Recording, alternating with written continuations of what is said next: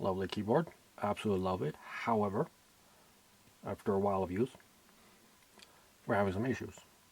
Now, first of all, let me say thank you very much, Mr. China, for giving me the possibility to buy this keyboard, small keyboard, for this insanely low price.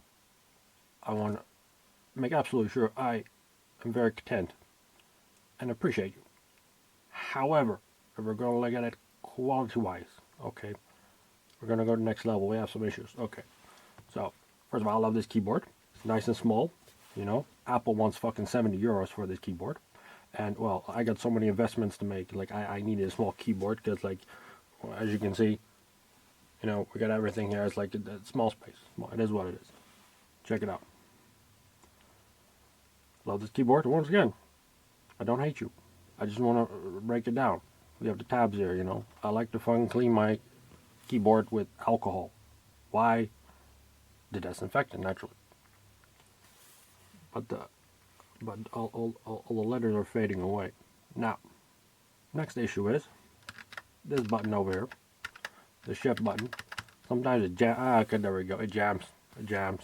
And then you're forced to read caps lock, and then you get into fucking fights with people because, well, why are you yelling at me? Oh, it's like, I'm sorry. It's caps lock. It was a little too fast.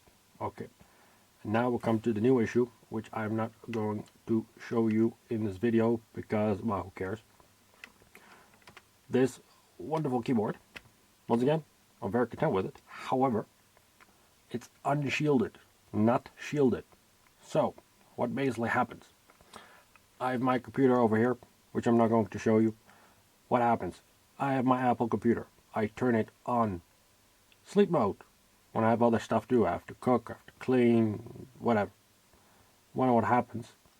I turn on my heater, or I turn on my water distiller, and then all of a sudden, because this thing is unshielded, the 220 volts that goes through the house, through the room over here, you know, it basically somehow kickstarts this little thing, which is unshielded, and then all of a sudden my iMac comes out of sleep mode.